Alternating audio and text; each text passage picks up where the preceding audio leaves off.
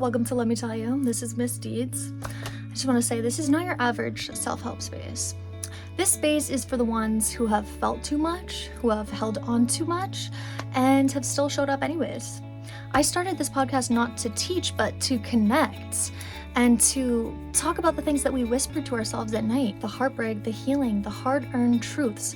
No filters, no pretending to have it all figured out, just real conversations about what it means to fall apart and to rebuild yourself with grace, grit, and maybe a little bit of edge. So if you're here, you're probably done with service level, and me too.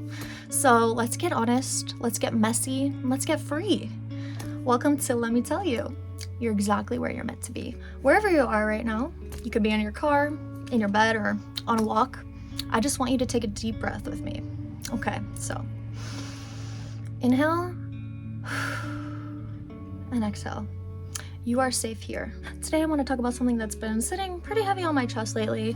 Something I think so many of us feel but rarely say out loud, especially if you are someone that's healing and growing and maybe grieving an old version of yourself. I used to think that healing meant being perfect, that one day I would wake up and never feel triggered again, and never overthink, and never feel the urge to check my phone 10 times to see if they've replied. That suddenly I become this magical person, this glowing, vibrant person that's self-assured who no longer gets rattled by the little things. Here's the thing I learned. Healing doesn't mean erasing your wounds. It means tending to them and loving that version of yourself that's still hurting. It's about sitting with your younger self and saying, you don't have to earn love anymore. You are already it. Because healing doesn't mean you never feel anxious again. It means you don't abandon yourself in that anxiety. You don't shrink yourself to become more palatable. You don't beg for love that should be given freely. And if you are like me and have an anxious attachment style, I see you. I am you. We're the ones who thought love was something to be chased, earned, proved. That if we could just be good enough, quiet enough, helpful enough, that maybe we'd get the affection and the attention and the validation that we crave. So according to the research of attachment theory, especially the work of John Bowlby and Mary Ainsworth, they proved that our early attachment patterns are blueprints that inform how we relate in adult relationships. Anxiously attached individuals tend to hyperactivate their attachment system, meaning we become highly sensitive to perceived rejection or abandonment even when they aren't there. This isn't just about emotion. This is neurological.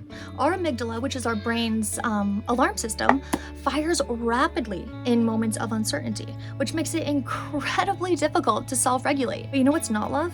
Is being in a constant state of anxiety over whether they're going to text you back or not. Or being breadcrumbed into believing that this time it's going to be different. Love doesn't leave you questioning your worth every time that they pull away. And you think about it, healing is like learning how to build a home inside yourself, brick by brick, with shaky hands at first. Some days the foundation is going to feel so solid. Other days the walls are going to cave in, but you still keep showing up and you keep laying bricks. And you keep choosing yourself, even when it's hard, even if your heart wants to run back into the arms that dropped you. It's like this.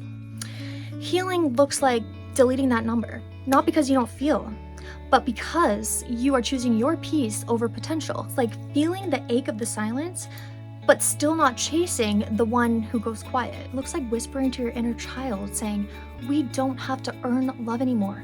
We either receive it or we just let it go. There was a moment not too long ago where I just finished dinner, my son was in bed, and this huge wave of sadness just washed over me. And I started to think about someone I cared about deeply who just pulled away with very little explanation. Then the spiral started in my head. Was I too much? Did I scare them away? What did I do wrong? Then I caught myself. I closed my eyes, I put my hand on my heart, and I said out loud, I am safe. I do not need to earn love. I am worthy exactly as I am. And that tiny moment, simple as it was, meant everything. The truth is, the journey isn't about finding someone to rescue us from the storm. It's learning how to sit with ourselves in the rain and say, I'm not going anywhere. I've got you. Yes, the spiral staircase of healing can feel endless, but each step you take teaches you something new. And each time that you pause instead of react, each time you soothe yourself instead of seeking out somebody else to do that for you, you are changing. You're not just surviving, you're evolving. You're softening and you're becoming the version of yourself you were always meant to be. So if you are in the thick of it right now and you're wrestling with the same patterns, the same questions, the same ache, please don't think for a second that you're doing it wrong. You're doing it right. You are doing the work. You're putting in the work. And I promise you, the version of yourself that keeps showing up again and again with shaky hands and a tender heart, that is the bravest thing that you will ever do. You have to let go of the idea that healing means being over it. Instead, ask yourself, can I love myself through this? That is the shift. That's the medicine. That's going to be the return to self. Thank you for spending this time with me today. If something I said resonated with you, sparked a new thought, or, just reminded you you're not alone, that is exactly why I'm here.